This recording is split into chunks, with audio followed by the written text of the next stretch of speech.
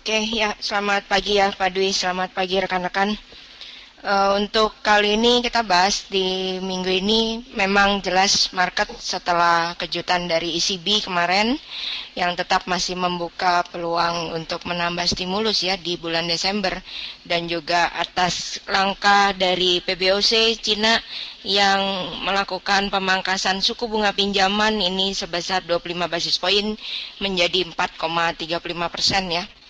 Nah, ini kini The Fed jelas akan dinantikan oleh market beserta juga di hari yang sama ya. Ini ada Bank Sentral dari New Zealand. Ya, ini akan coba untuk dirilis. Namun kalau kita perhatikan dari New Zealand sendiri setelah data terakhir uh, RBA ya, untuk Australia ini masih menahan suku bunga di level 2,0%.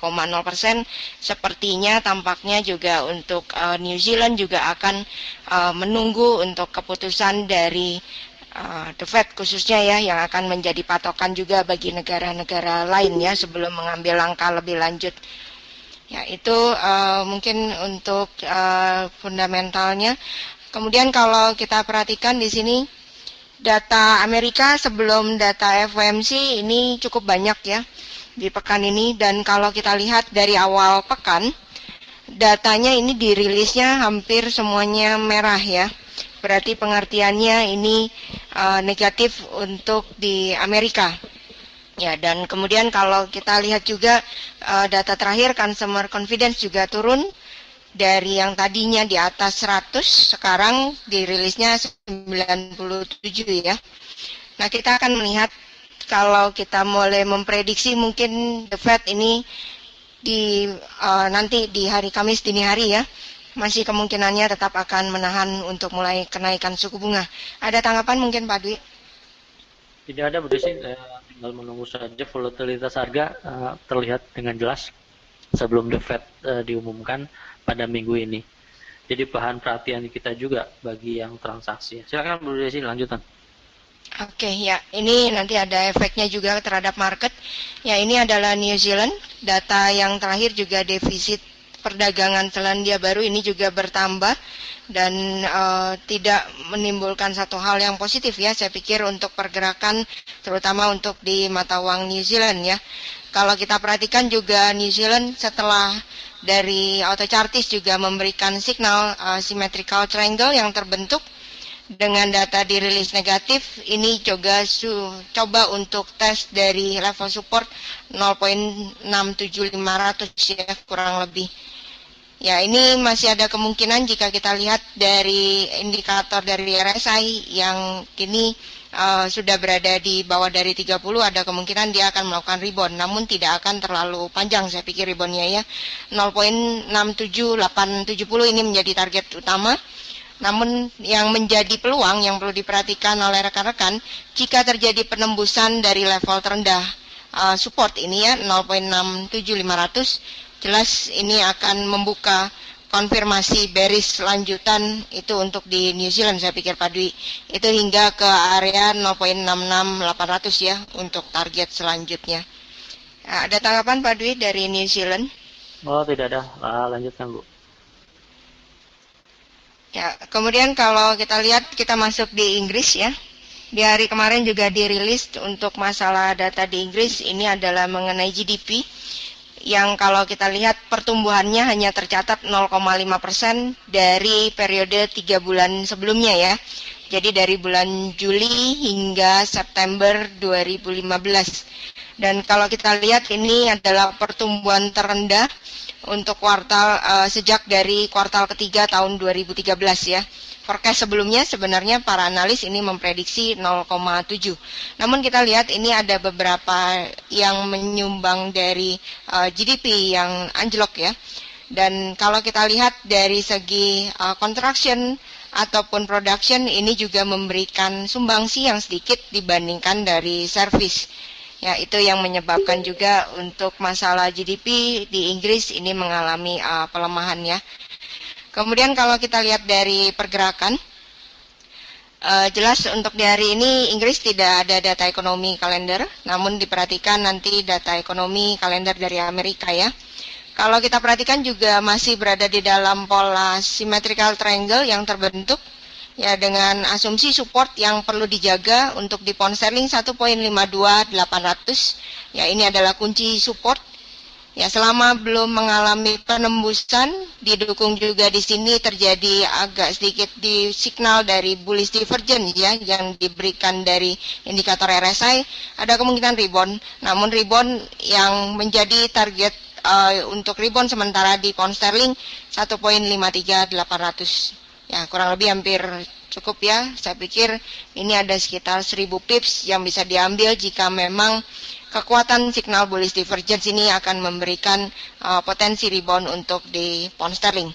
Ya, namun dengan catatan juga jika terjadi penembusan konfirmasi dari support triangle 1.52800, jelas ini bagi para buyer alangkah lebih bijak jika merubah menjadi seller ya. Karena ini akan menguji juga untuk bearish lanjutan untuk di pound sterling. Nah, itu untuk di pound sterling. Ada tanggapan Pak Dwi dari pound sterling? Nah, khusus untuk pound sterling saya rasa tidak, tetapi melihat dari potensi melonjaknya dolar, kita lihat euro, pound sterling, kemudian mata uang major lainnya seperti Australia dolar juga mengalami kenaikan ya, kecuali New Zealand. Saya rasa potensi untuk kenaikan dolar ini dapat diantisipasi dengan pengambilan posisi sell di major currency. Dan ya betul, dan secara teknikal juga mendekati support semua ya. Nah, dukungan-dukungan ini saya rasa kesempatan bagi kita untuk masuk posisi sekarang. Betul, sambil menanti juga untuk keputusan FOMC ya Pak Dwi ya. Ini jelas support ini yang menjadi kunci untuk rekan-rekan yang melakukan transaksi di major. Jika terjadi konfirmasi penembusan, kita prediksi secara analisa teknikal jelas bearish lanjutan ini akan terjadi untuk di major currency ya. Nah, kemudian untuk di Australia hampir sama demikian. Tadi pagi juga dirilis untuk masalah CPI. Laju inflasi juga tidak terlalu bagus, 0,5% saja. Lebih rendah dibandingkan dari prediksi sebelumnya, 0,7%. Ya, saya pikir ini juga memicu juga tekanan bearish juga untuk di Aussie ya. Dan kalau kita perhatikan pola dari descending triangle ini sudah mengalami penembusan ke bawah. Berarti untuk kita nantikan adalah closing candle dari grafik 4 jam ya. Dan untuk low yang terbentuk hingga saat ini 0.71183 ya sudah berada di area bawah. Ya, target yang diberikan dari volatilitas dari autochartis ini sudah tercapai. Ya, namun jika harga terendah ini kembali lagi diuji dan terjadi penembusan, jelas ini tidak akan menahan untuk Aussie melanjutkan untuk tekanan tendensi bearish ya. Kemudian jika kita lihat juga dari penggunaan Fibonacci, ya 0.71 ini adalah menjadi level Fibo 61,8%, di mana jika kita menggunakan analisa teknikal, ini adalah kunci apakah dia akan melakukan rebound ataukah meneruskan tren berbalik reversal ya. Itu untuk di Aussie. Saya pikir sangat bijak untuk di Aussie tetap melakukan aksi short selling dengan asumsi yang perlu dijaga resisten adalah 0.7200.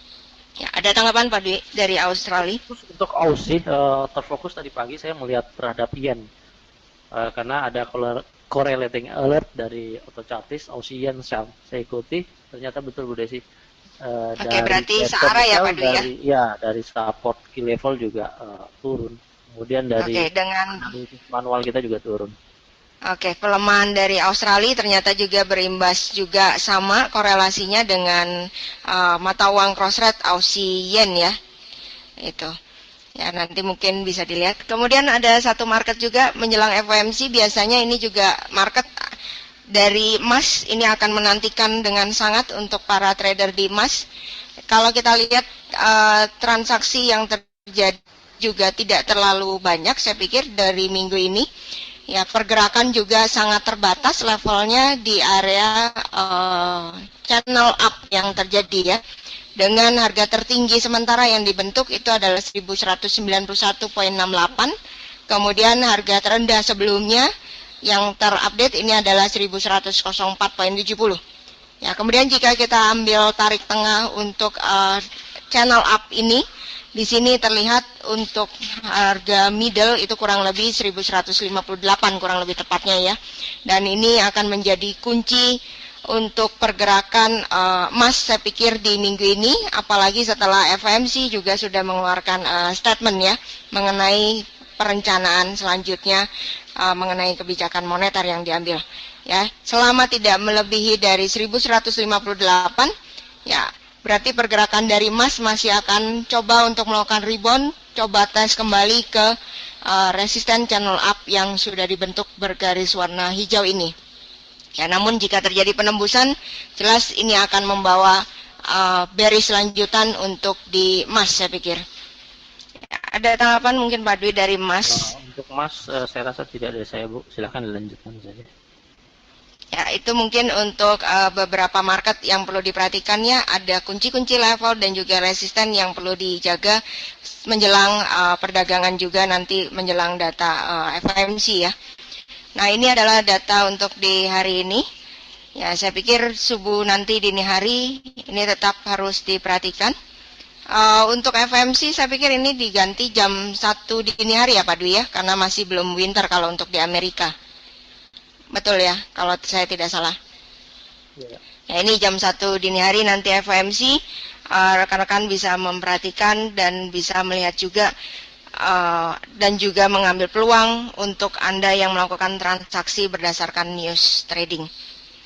Ya, itu mungkin Pak Dwi untuk ulasan market di minggu ini. Silakan bisa disimpulkan atau ditambahkan. Oke, terima kasih Bu Desi. Ulasan market untuk hari ini terbaca. Kesimpulan yang bisa didapat adalah respon market tetap menunggu dari pengumuman FOMC yang sebentar lagi akan diumumkan.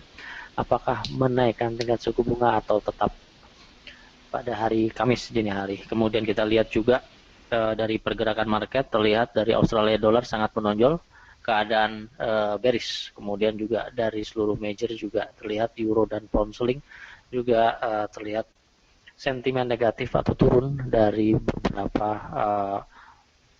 cross maupun dari dolar indeksnya. Terima kasih Bu Desi, semua materi telah disampaikan dengan baik dan cukup menarik. Saya kira menjadi bahan acuan kita juga para marketing atau sales untuk menyampaikan kepada calon nasabah dan nasabah dari PT Monex Investindo Futures. Terima kasih, selamat pagi dan selamat bekerja.